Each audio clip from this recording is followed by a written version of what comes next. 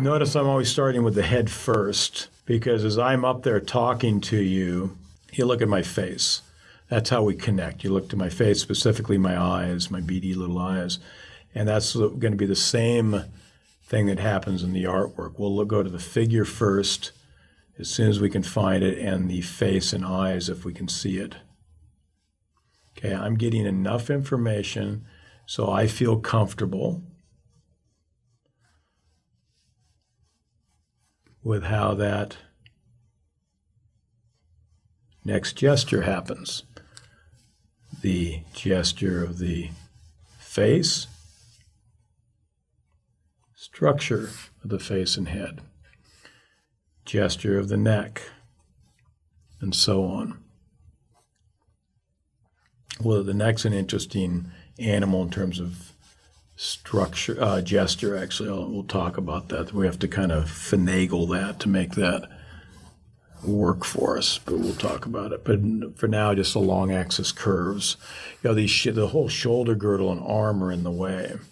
So the shoulder's a lot of things structurally. It's the most dynamic and complex connection on the whole body. But what it really is just a corner. So if you can get that corner for that upper arm, you're going to be good.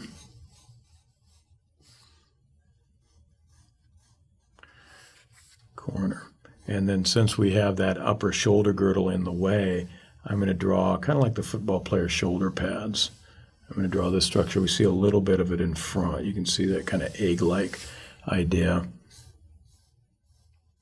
There's some other tricks to it that we'll save. But it's all that when I get down here, it's almost a profile. So I'll just draw a profile, and I'll just tack on that V shape along with the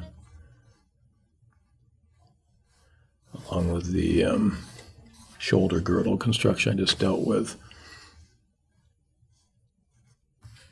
Notice the most important thing is that curved long axis. Notice I didn't even connect it well, and I certainly didn't construct around it, and yet it really sings for us, doesn't it? It gives us everything we need to know. So there is the gesture of the forearm. There, you can steal the arrows away if you want to make it less of a schematic. But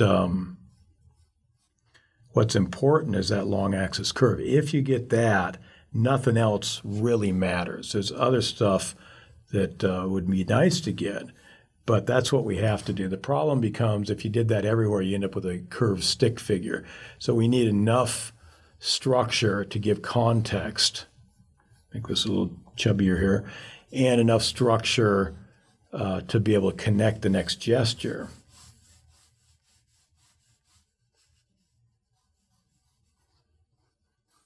But notice I'm just going to let that, I got a painterly but decent structure for the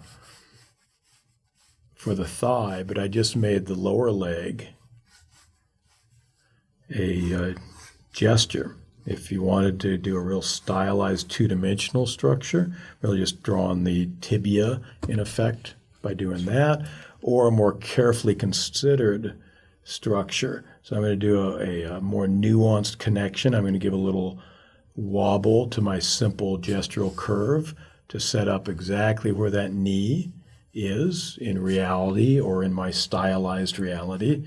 And then I'm going to go ahead and draw through. Got a little piece of wood here that's bumping against me. I'm going to use that. It's off camera, a little piece of wood. I'm going to use that as an excuse. Every time I do a lousy drawing, I'm going to blame the wood. It's the wood that did it.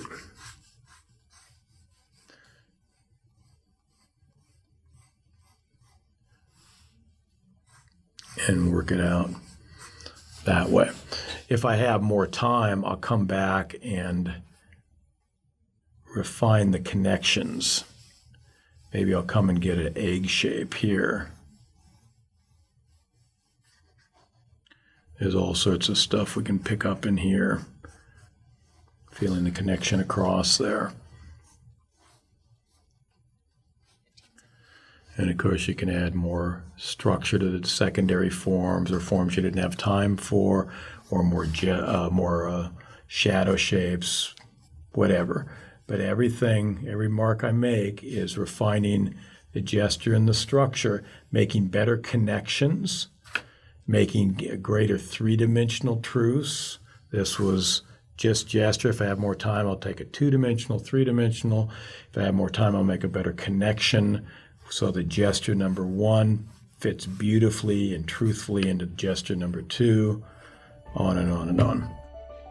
Welcome to New Masters Academy, the best place to get art education online. Master the skills of drawing, painting, sculpture, illustration, and much more with the guidance from world-renowned artists. Embark on your creative journey today at nma.art.